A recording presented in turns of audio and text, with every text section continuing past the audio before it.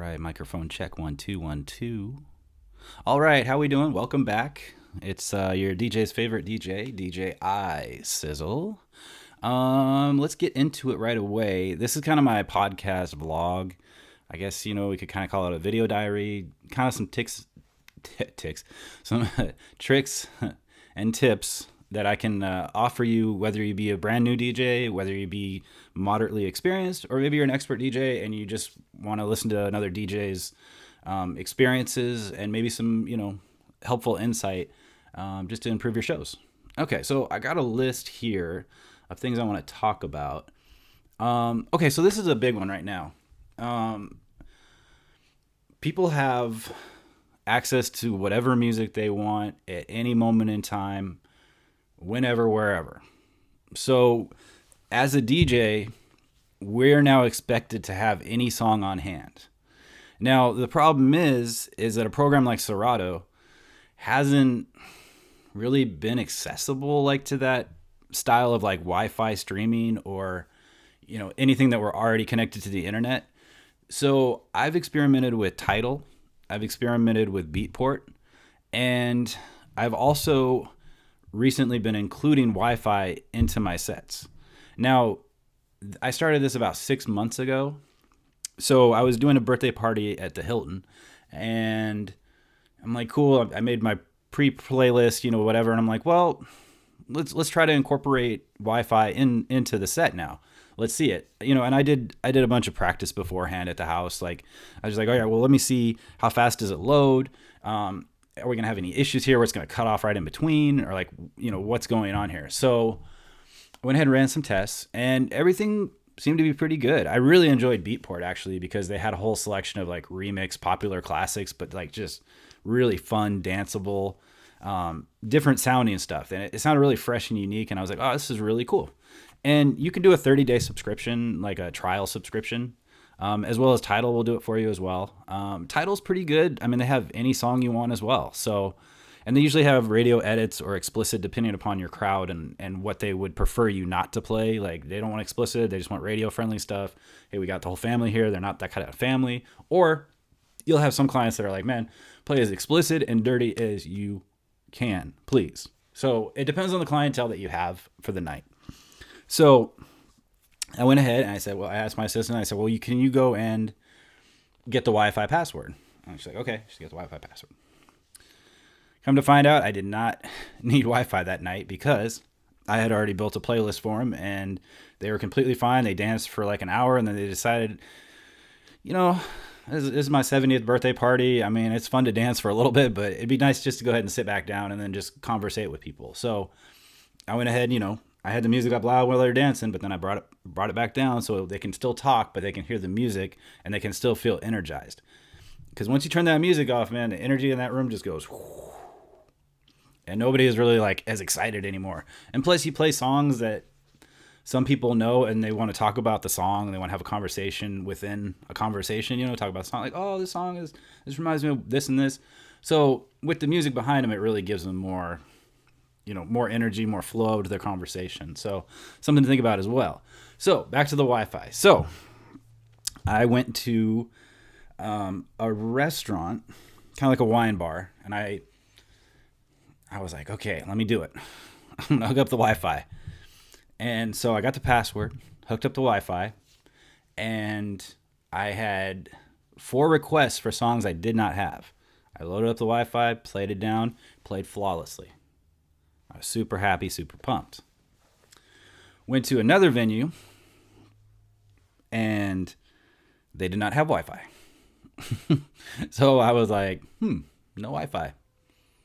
I guess I can't take any special requests tonight. So that was my next experience was there was no Wi-Fi at the venue, which I thought was kind of interesting. I was like, wow, no Wi-Fi in 2022. Okay. So I'm like, well, that's cool. I already built my playlist. I've got everything on my drive. I'm good to go. So then Friday, the venue claims that they have Wi-Fi. And I say, great. The lady there, she's super nice, super friendly. Like she was working so hard. I have so much respect for people that work the bar at at weddings or events. Like, it's super stressful, super like just quick. You got to be on your stuff. Like, I have so much respect for people that are working behind the bar, as well as a table server as well. So anyways, she said, we normally have Wi-Fi, but unfortunately our guest Wi-Fi is not working. So I'm going to have to log into the main Wi-Fi that we have. And I said, okay, cool. So she logs in, types it in. We're good. I look, title's up and running. Good to go. Sweet. About 20 minutes later, I'm already playing into my set. 20 minutes in, I'm typing in title. It's not showing up. So I said, okay. So I go up to my Wi-Fi, look at my Wi-Fi, and sure enough, it just disappeared. So there was no Wi-Fi access anymore. So the only thing I could really do would be restart the computer. Well, I'm already 20 minutes into the set. Ceremony is about to start in about 20, 30 minutes. No. I'm not gonna restart my computer midway through a music set while people are arriving and people are smiling and laughing and I'm keeping the energy going. It's just a sacrifice I'm gonna have to take here to not have Wi-Fi. So those are a few experiences I had with Wi-Fi. Keep in mind, like, people don't get too upset if you don't have a song. Sometimes you do have to use your discretion with songs. Like, if the party is jumping, it's 11:30. All they want is like high energy, just great fun music, and somebody comes in and says, hey, do you hear that song by Prince? It's called Purple Rain. Or can you play that one song, Total Eclipse of the Heart?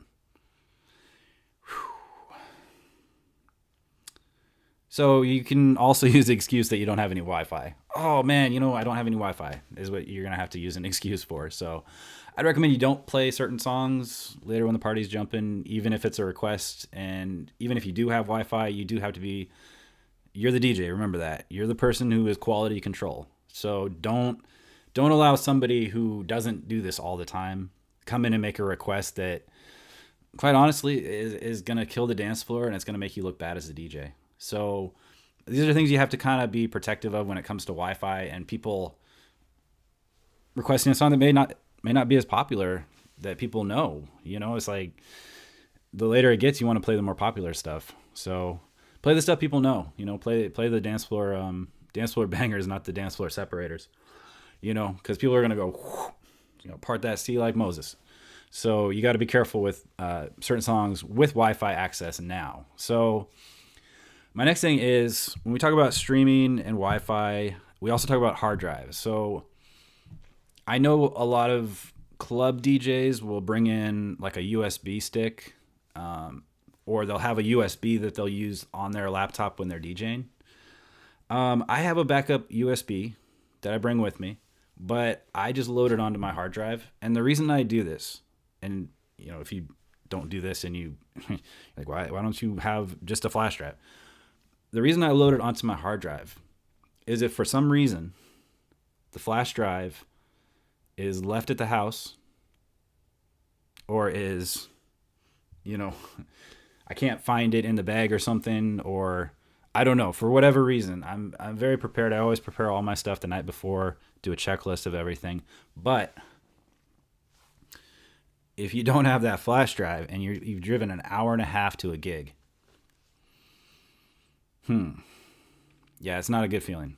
I have never had that happen because I load everything on my hard drive, so it's already set. I know that there's beliefs that you shouldn't work off your hard drive, you should work off a flash drive. I've also heard stories where people have a flash drive hooked up, somebody jumps really hard, and it loosens the flash drive, and then the connection is gone, and then you have to reset your computer again, your Serato. So that's kind of some of the reasons that I decided to just go ahead and load all my stuff onto the hard drive versus a USB flash drive. And then also, let's see here. Yeah, I think that's good. I think that's good enough. I mean, as far as like talking about experiences. So if you have any experiences with Wi-Fi streaming, with streaming your sets live. Oh, also, I was talking to a client the other day, and we were doing our initial, interview that we kind of discuss all the details of their wedding. And one question that the client had is they said, do you do Wi-Fi streaming only, or do you actually have it on your hard drive? And I said, I have both options, but I keep it on my hard drive because I can't trust Wi-Fi outside of maybe a city. Because, and I talked to another venue the other day, and they said our Wi-Fi is painfully slow. So even though we're in 2022, and I'm all for trying new things, advancing technology as much as we can to make it easier on ourselves, but when you're playing a wedding, you don't want to have any Wi-Fi lag. You want to have everything pre-built, all your crates. Make sure that you got your playlist set. Make sure you've got everything listed. Make sure you make a little note in Serato saying like first dance, second dance, third dance, bridal party entrance song. Mark all that down before you even set up. You're going to want to do that at least a couple days before, if not a week or two before. Have your crate set, ready to go. The worst thing you can do is be unprepared in a situation and rely upon a technology that is not quite there. But anyways, back to the client. He asked me, he said, do you just use Wi-Fi? Or, because I saw this video of this guy, he was DJing middle of Montana, party was going, then the Wi-Fi went out. And everybody around was looking around, where'd the music go? Sorry guys, my Wi-Fi went down. So at this point, use the technology, but what I would recommend is always have a hard drive or USB. Always have everything pre-organized and pre-ready to go before your shows. Wi-Fi is nice, but I wouldn't use it as a main as a main reliability. Do not rely on Wi-Fi to be your main source of where you get your music from. Now, use it as an assistant, but I wouldn't use it as your main show unless you're in a major city that always has Wi-Fi and it's very fast. So these are some of the things that I've learned in trying to use this new technology. Let me know if you've tried it, in the comment section. Let me know if it's something that you're like, man, I've never had any problems with Wi-Fi, or you've had some issues with Wi-Fi, or you don't believe in Wi-Fi yet, or you're just like, you know what, I'm not playing people's requests. I'm not doing any of that. I'm not that kind of DJ, okay? I'm not a jukebox. I'm a DJ. So let me know in the comments. And also, if you like this channel, subscribe. If you don't, then I won't be hurt. Just don't subscribe. And then also like it to get more videos from me about DJing and just, different stories and different places that you played. Maybe it's helpful to you. I know for myself, researching DJs throughout YouTube has been a great source of knowledge and inspiration. So I'm very grateful that we do have this ability as DJs to talk to each other about, what's going on within their market as well. Because I know, some years ago, like it was so much DJs wouldn't talk to each other, or they'd be part of a company and the companies are so they don't want to talk to anybody, or you're my competition or whatever. And it's like, there's really no competition. I mean, there's plenty of parties, there's plenty of weddings, there's plenty of gigs everywhere. So I think as DJs, we really do have to be friendly with each other. We have to learn from each other, share what we've learned, and that's one of the reasons I do this vlog. So, yeah, I think that's good for now. So yeah, let me know if you have any questions in the comment. And as always, I thank you for checking out this channel, checking out the video. I'll talk to you soon. All right. Take care.